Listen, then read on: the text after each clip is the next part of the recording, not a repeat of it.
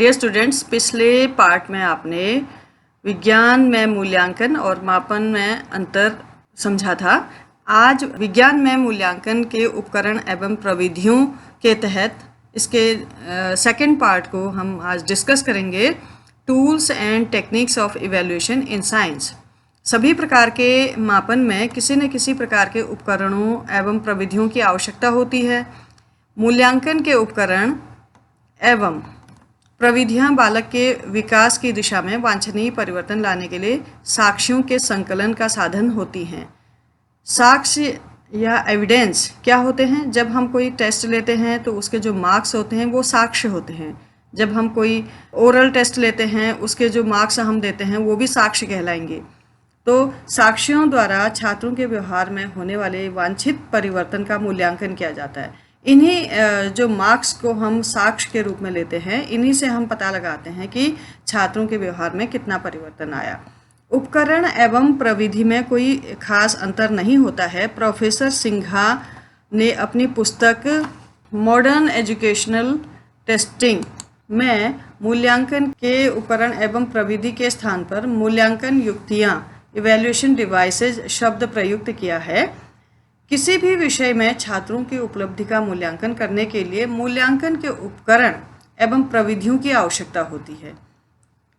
उपकरण और प्रविधियां क्या है, इनका क्लासिफिकेशन अभी हम बताते हैं आपको। इनके प्रयोग के उपरांत यह पता लगता है कि शिक्षक द्वारा प्रदान किए गए अधिगम अनुभव छात्रों में किस सीमा तक वांछित परिवर्तन लाने में सहायक रहे। शिक्षक ने जो कक्षा में पाठ पढ़ाए हैं वो पाठ किस सीमा तक छात्रों को समझ में आए हैं, इन उपकरणों की सहायता से पता चलता है। मूल्यांकन से शिक्षकों को भी अपने शिक्षण एवं किए गए प्रयासों के संबंध में भी जानकारी होती है। जैसे ही हम मूल्यांकन करते हैं उसके रिजल्ट से टीचर को भी पता चलता है कि उसका पढ़ाया गया पाठ कितना प्रभावी था, वो छात्रों को समझ में आया या नहीं आया, ये सब पता चलता है। मूल्यांकन के ये विभिन्न उपकरण एवं प्रविधियां विश्वसनीय, रिलायबल, वस्तुनिष्ठ, ऑब्जेक्टिव, व्यापक, कॉम्प्रिहेंसिव तथा वैध होने चाहिए। कोई एक उपकरण या प्रविधि द्वारा बालक के व्यवहार में होने वाले विभिन्न परिवर्तनों का मूल्यांकन करना संभव नहीं होता है। इसलिए प्रत्येक व्यवहार के मूल्यांकन के लिए विभिन्न प्रकार के मूल्यांकन उपकरणों, प्रविधियों, युक्तियों की आवश्यकता होती है। अब मूल्यांकन के उपकरण एवं प्रविधियों का हम क्लासिफिकेशन करेंगे कि वो कितने प्रकार के होते हैं। Classification of tools and techniques of evaluation. मूल्यांकन की प्रविधियां एवं उपकरण, tools and techniques of evaluation. इसको हम दो भागों में बांट सकते हैं मूल्यांकन की प्रविधियों को। पहला है परिमाणात्मक या संख्यात्मक प्रविधियां, इंग्लिश में इसको क्वांटिटेटिव टेक्निक कहेंगे। दूसरा है गुणात्मक प्रविधियां, क्वालिटेटिव टेक्निक्स। परिमाणात्मक या संख्यात्मक जो प्रविधियां हैं इसको हम फिर से तीन भागों में वर्गीकृत करते हैं। पहला है मौखिक परीक्षा, ओरल टेस्ट, लिखित परीक्षा, रिटन टेस्ट, प्रायोगिक परीक्षा, प्रैक्टिकल जो हम कराते हैं। अब रिटन को भी हम फिर से तीन भागों में वर्गीकृत करते हैं या बांटते हैं। पहला है निबंधात्मक परीक्षा, दूसरा है वस्तुनिष्ठ परीक्षा, तीसरा है लघु उत्तरीय परीक्षा। निबंधात्मक को जैसे आप ऐसे टाइप क्वेश्चंस होते हैं और वस्तुनिष्ठ में ऑब्जेक्टिव टाइप क्वेश्चंस, लघु उत्तरीय में शॉर्ट आंसर टाइप क्वेश्चंस। वस्तुनिष्ठ परीक्षाओं को फिर से दो भागों में बांटते हैं। पहला है प्रत्यास्मरण, रिकॉल टाइप, जिसको हम याद करते हैं किसी निश्चित समय के अंतराल के बाद। दूसरा है प्रत्याभिज्ञान प्रकार, रिकॉग्निशन टाइप, जिसको हम पहचानते हैं। रिकॉग्निशन माने पहचानना, रिकॉल माने याद करना, पुनः स्मरण करना। अब रिकॉल टाइप भी दो प्रकार के होते हैं। प्रत्यास्मरण प्रकार भी दो प्रकार के भागों में बांट सकते हैं उनको। साधारण प्रत्यास्मरण, सिंपल रिकॉल टाइप। दूसरा है रिक्त स्थान पूर्ति, फिल इन द ब्लैंक्स, या इनको कंप्लीशन टाइप भी कहते हैं।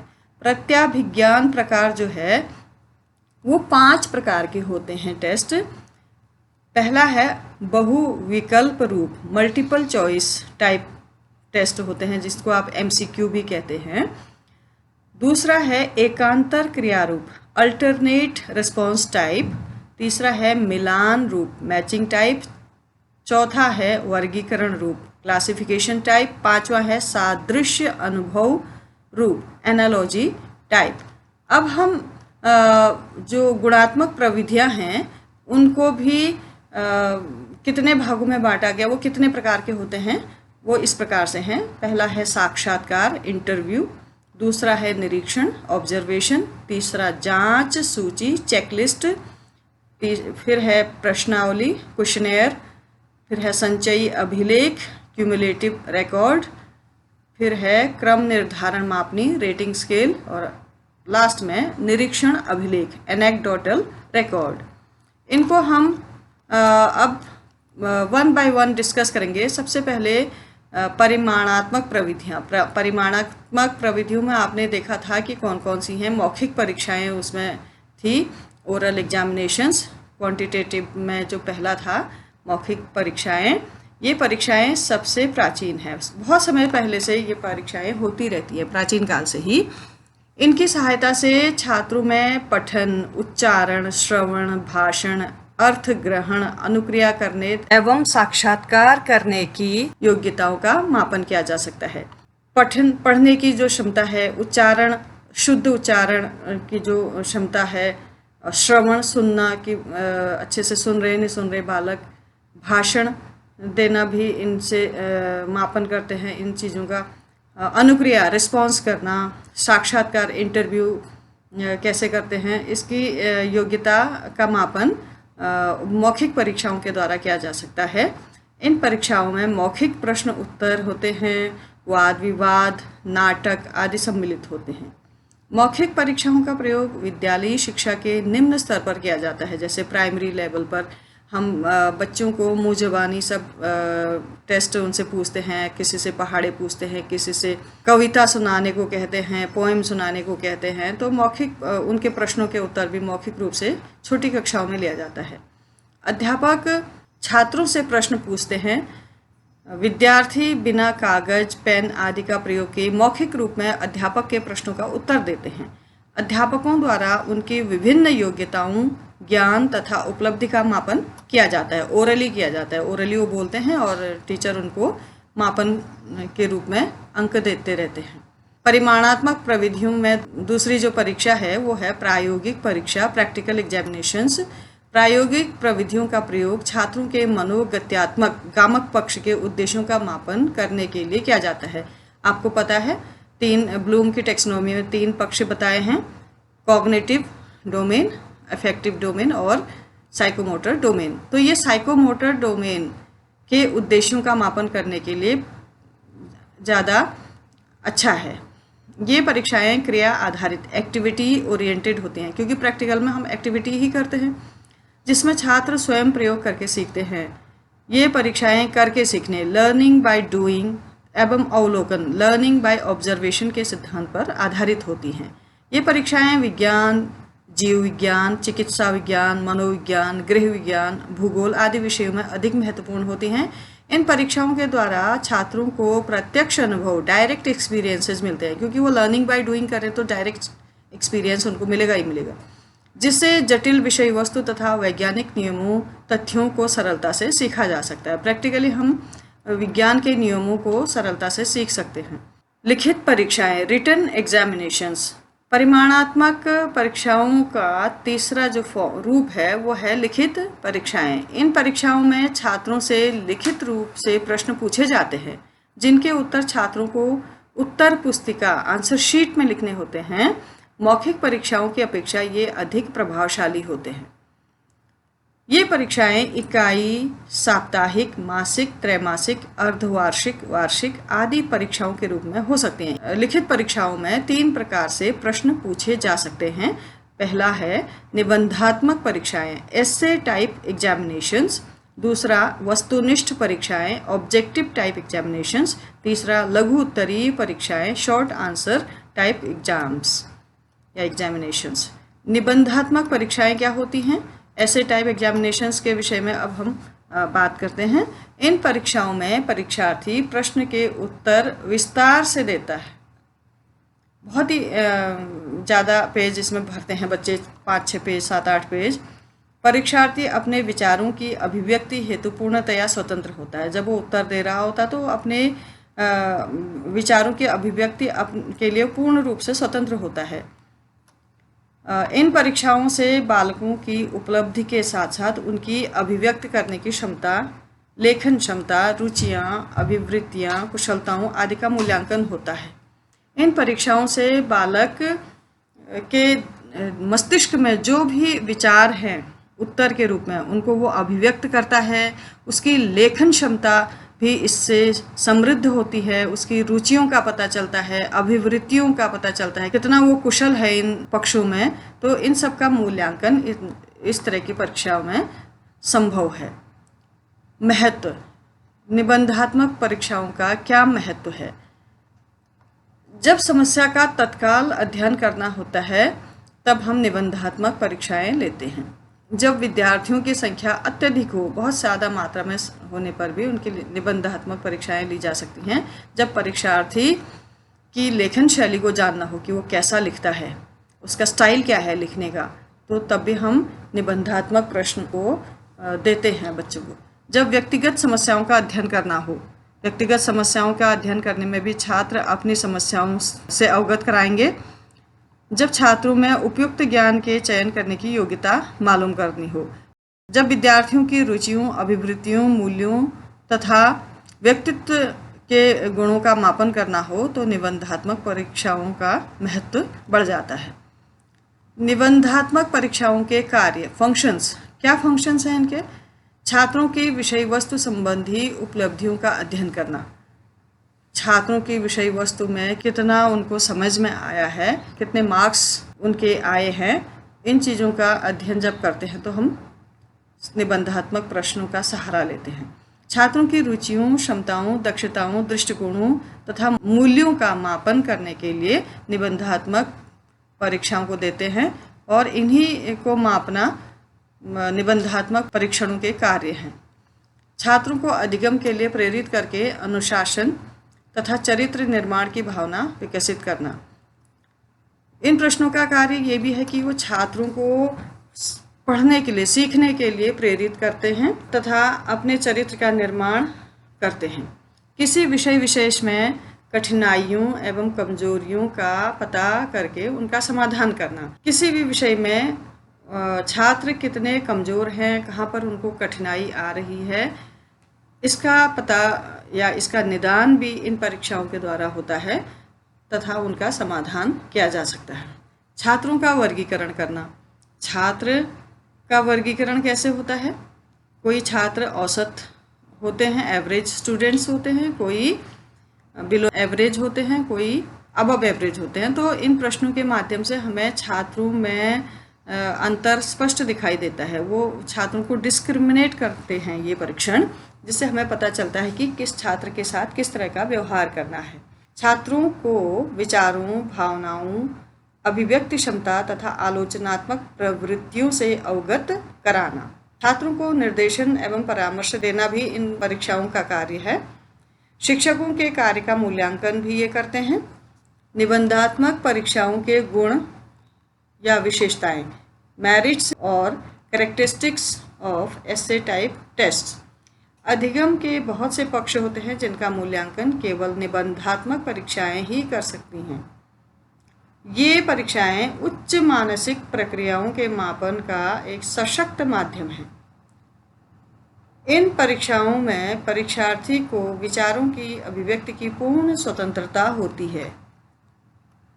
इन परीक्षाओं से ज्ञान के गुणात्मक पक्षों जैसे शाब्दिक अभिव्यक्ति, भाषा पर अधिकार, साहित्यिक शैली, विचारों का प्रस्तुतिकरण आदि का उचित मूल्यांकन संभव है। इन परीक्षाओं के प्रश्नों की रचना करना सरल कार्य है। ये परीक्षाएं मित व्ययी हैं। इन परीक्षाओं में नकल की संभावना, चीटिंग, इसकी संभावना कम रहती है। यह परीक्षा प्रणाली सभी विषयों के लिए उपयुक्त है।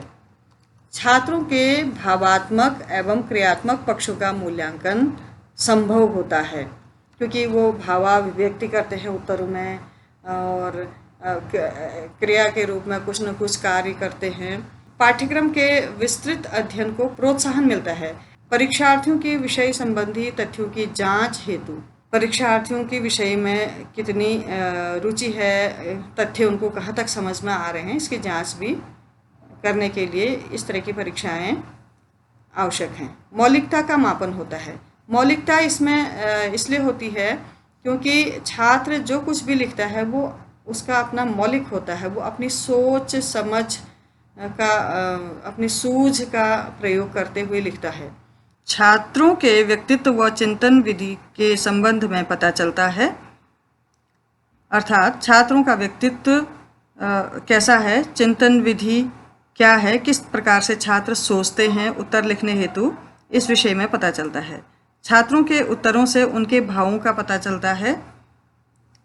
छात्रों को उत्तर देने हेतु रूपरेखा, सारांश, मुख्य प्रवृत्ति व संबंधों की जानकारी होती है जिनका प्रयोग वह उत्तर देने में करता है। अर्थात रूपरेखा क्या होनी चाहिए किसी प्रश्न के उत्तर की, उसका किसी प्रश्न का उत्तर के रूप में सारांश क्या होना चाहिए, संबंधों की जानकारी और मुख्य प्रवृत्ति, ये सब की जानकारी उसे इन प्रश्नों के माध्यम से होती है जिनका प्रयोग वह अपने उत्तर देने में करता है। निबंधात्मक परीक्षाओं के दोष व सीमाएं, लिमिटेशंस और डिमेरिट्स, क्या इसकी कमी है निबंधात्मक प्रश्नों की। पहली जो कमी है वो है प्रतिनिधित्व की कमी। प्रतिनिधित्व की कमी का अर्थ ये है, पूरे प्रश्न पत्र में कुल मिलाकर 10 से 12 प्रश्न होते हैं या 11 प्रश्न होते हैं और छात्रों को इनमें से भी 4 या 5 प्रश्न करने होते हैं। ये थोड़े से प्रश्न संपूर्ण पाठ्यक्रम का प्रतिनिधित्व नहीं कर पाते हैं। इसके अतिरिक्त 33% या 36% को भी सफल समझा जाता है। दूसरी जो कमी है अपर्याप्त न्यायादर्श, इसमें सफलता संयोग पर निर्भर करती है।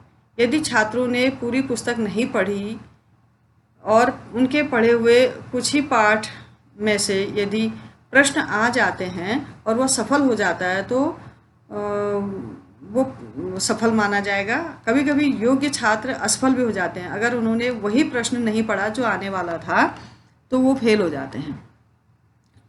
तीसरी जो कमी है एक रूपता में कमी। कुछ परीक्षक अत्यंत कठिन प्रश्न बनाते हैं जो छात्रों को डिस्क्रिमिनेट नहीं कर पाते हैं।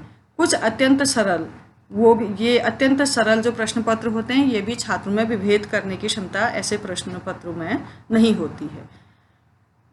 विभेद का अर्थ है कि कौन सा छात्र बहुत होशियार है, कौन सा छात्र औसत दर्जे का है, कौन सा औसत से नीचे का है, क्योंकि प्रश्न पत्र हमेशा तीनों किस्म के छात्रों को ध्यान में रखकर बनाए जाते हैं। जो कि एक्स्ट्रा ऑर्डिनरी स्टूडेंट्स होंगे वो कठिन प्रश्नों को भी हल कर लेंगे, बाकी एवरेज 60% प्रश्न पत्र ऐसा होना चाहिए जिसको एवरेज स्टूडेंट हल कर सकें और 20% प्रश्न पत्र का कंटेंट ऐसा होना कि क्वेश्चंस ऐसे होने चाहिए जिसको बिलो एवरेज बच्चे भी हल कर सकें।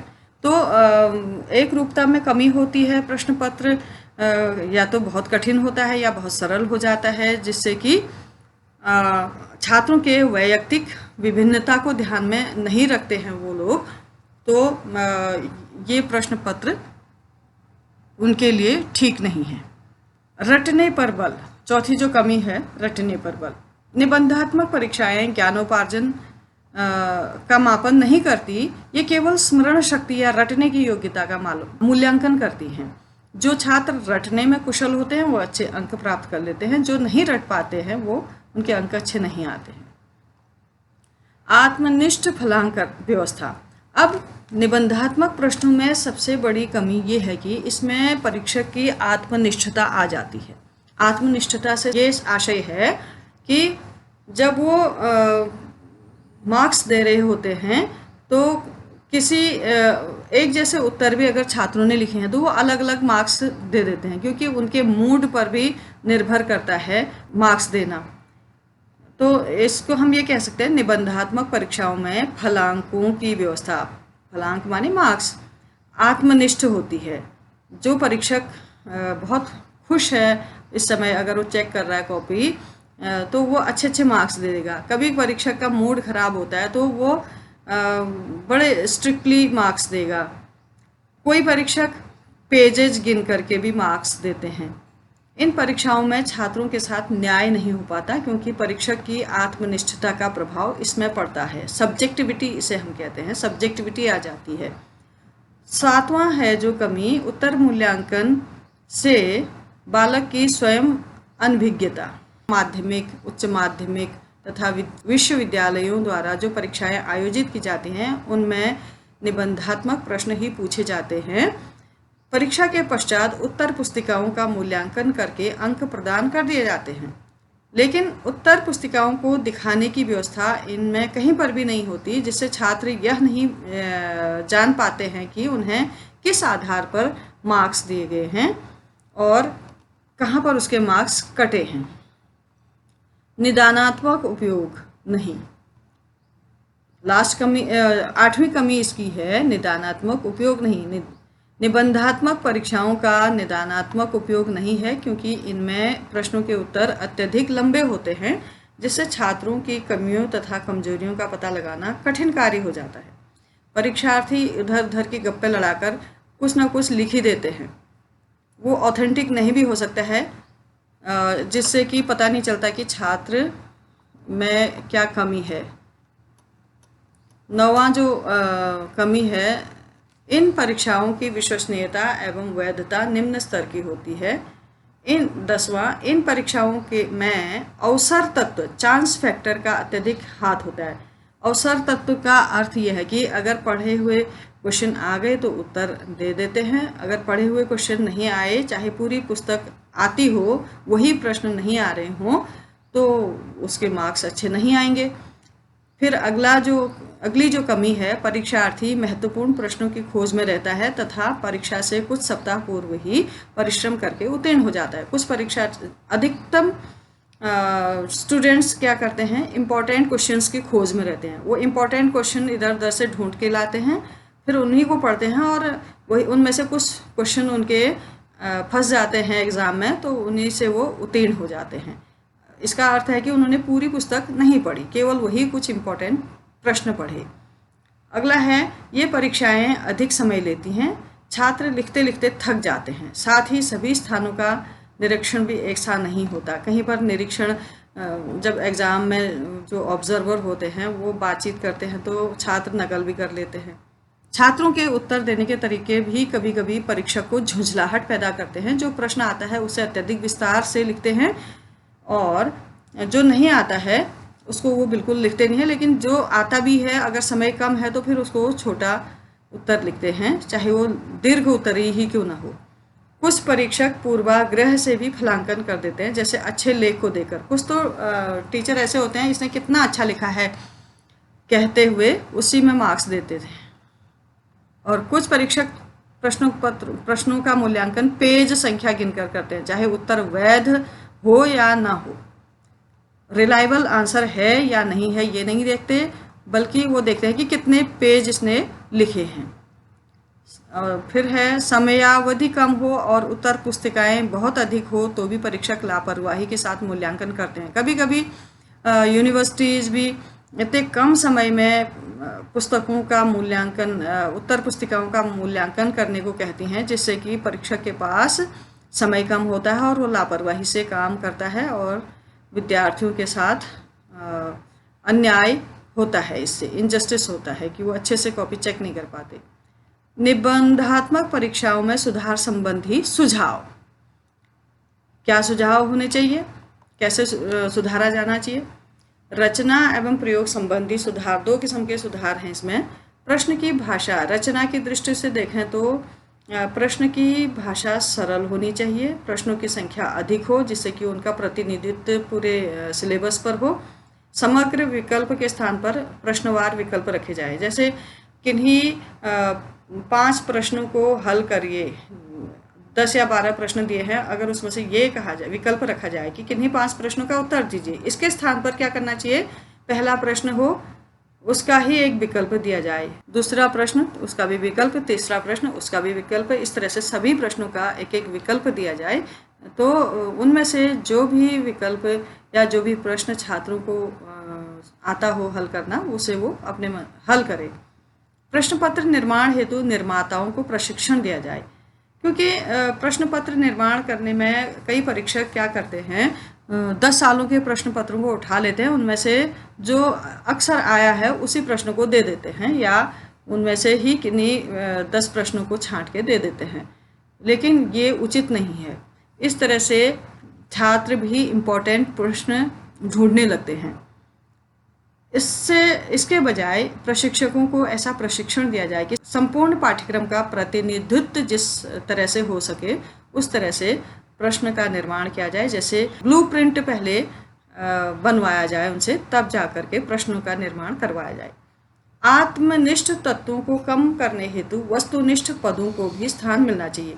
जैसे चेक करते समय परीक्षक की आत्मनिष्ठता उसमें आ जाती है, जैसा उसका मूड होता है उस तरह से वो चेक करता है। तो इसको कम करने के लिए वस्तुनिष्ठ प्रकार के प्रश्नों को भी परीक्षण में स्थान देना चाहिए। इन प्रश्नों का उपयोग उन्हीं कार्यों के लिए किया जाना चाहिए, किन प्रश्नों का, निबंधात्मक प्रश्नों का, जिनके लिए विशेष उपयुक्त हों। जैसे किसी क्षेत्र की योग्यता की अभिव्यक्ति का मापन करने के लिए, किसी विषय में योग्यता का समालोचनात्मक मूल्यांकन करने के लिए। अब दूसरा जो सुधार है, फलांकन संबंधी सुधार, यानी कि मार्क्स कैसे दिए जाएं। उत्तरों को जांच तथा अंक प्रदान करने हेतु अधिक वैज्ञानिक विधि अपनाई जानी चाहिए। निबंधात्मक प्रश्नों के अंकों को प्रदान करने में अध्यापक को पक्षपात करने का अवसर प्राप्त होता है। इस त्रुटि को दूर करने के लिए प्रश्न पत्र का स्वरूप निम्न प्रकार का होना चाहिए। क्या होना चाहिए? लघु उत्तरीय प्रश्न भी होने चाहिए, उसमें निबंधात्मक प्रश्न भी होना चाहिए, वस्तुनिष्ठ प्रश्न भी होना चाहिए। तो स्टूडेंट्स, आज के लिए इतना ही। आगे का भाग वस्तुनिष्ठ प्रश्न हम अगले वीडियो में पढ़ेंगे।